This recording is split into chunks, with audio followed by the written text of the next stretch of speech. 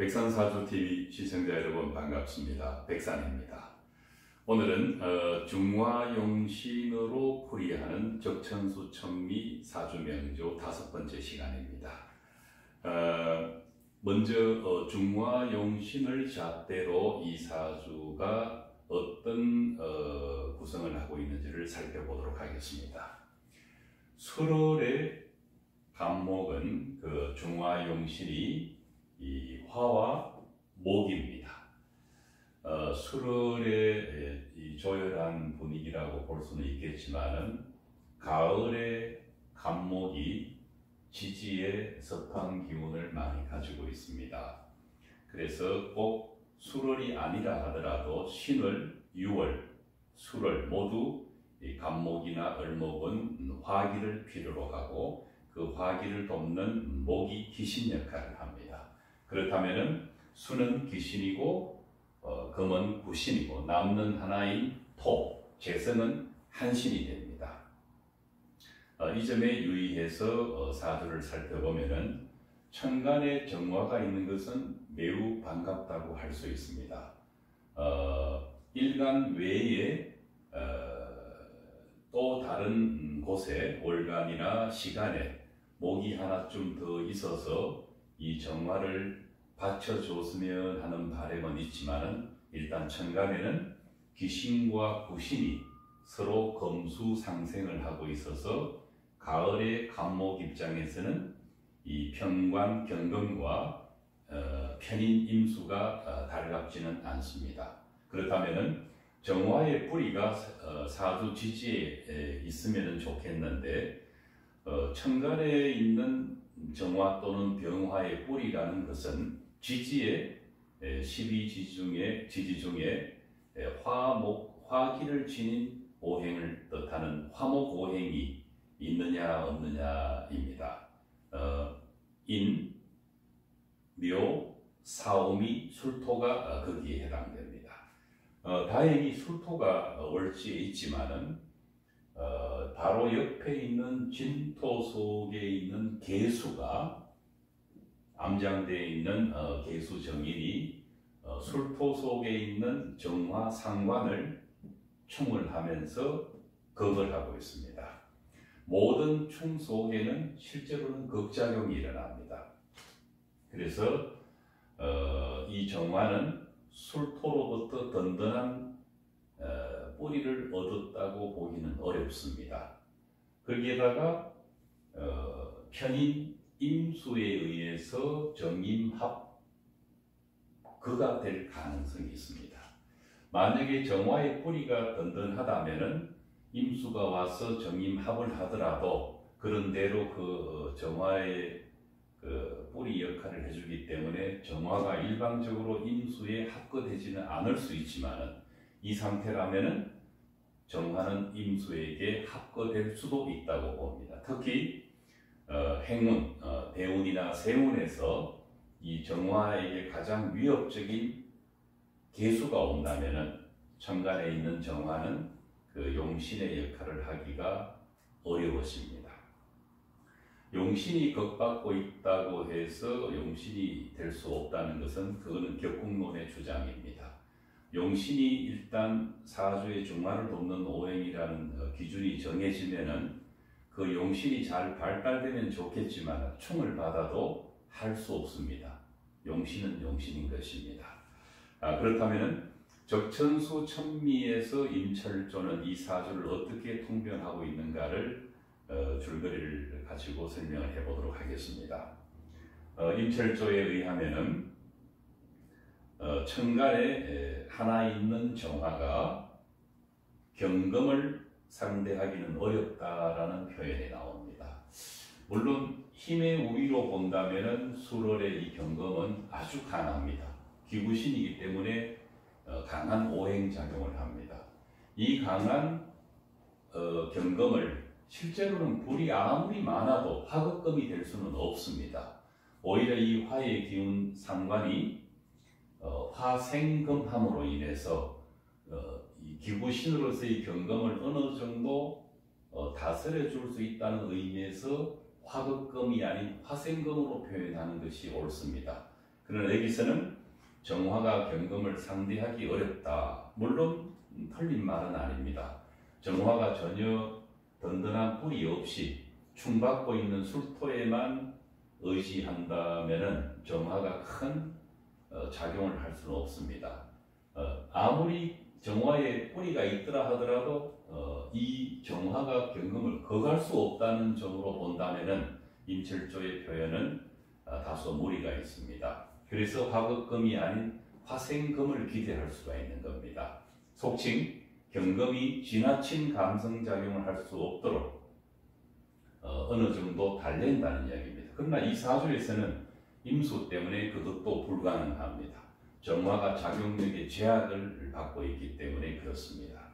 두 번째는 재성 두 개가 칠사를 생하니, 이때 지지에 있는 이 진토와 술토를 임철조는 재성으로만 분류를 하고 있습니다. 어쨌든 술토도 경금을 생하고 진토도 경금을 생한다는 뜻으로 그런 설명을 해놓았는데, 실제로는 이 경금 입장에서는 술토의 생을 받는 것을 반길 수 있습니다.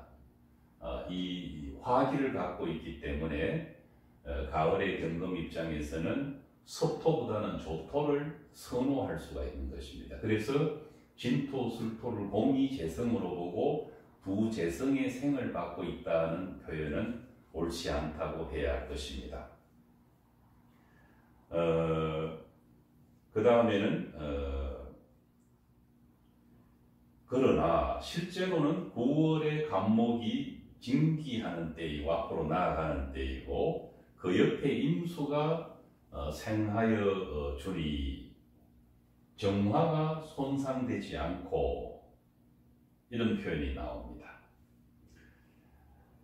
임수가 정화를 간목을 생했기 때문에 이 임수는 정화를 직접적으로 극하지 않는다는 의미로 이해할 수가 있습니다. 손상되지 않고라는 표현이 바로 그것입니다.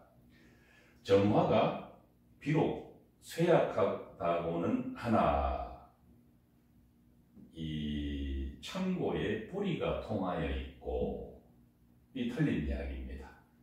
진토로부터 충을 받고 있는 술토가 정화의 뿌리가 되기에 충분할 수는 없는 것입니다. 술토란 건조한 토로서 화 본래의 뿌리고, 그것은 맞는 말입니다.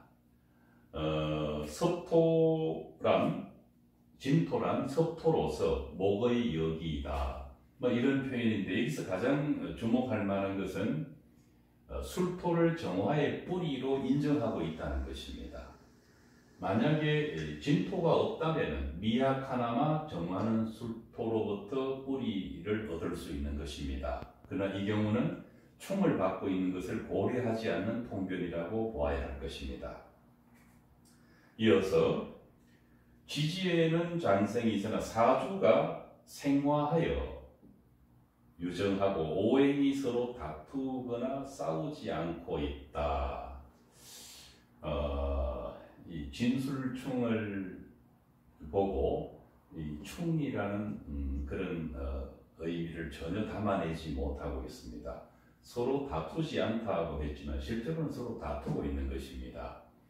사주의 중화를 위해서 필요로 하는 오행이 충을 받거나 합거된다는 것은 그것은 좋은 현상이 아닙니다. 이 경우 역시 사주의 중화를 돕는 정화의 뿌리가 되는 술토를 진토가 충을 하고 있는 것을 서로 다투지 않다라고 표현하기는 사실상 어려운 것입니다.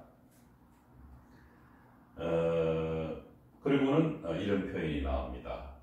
그럼에도 불구하고 이제 이 사주를 화를 용신으로 삼아 칠사를 극한 것이 분명하다.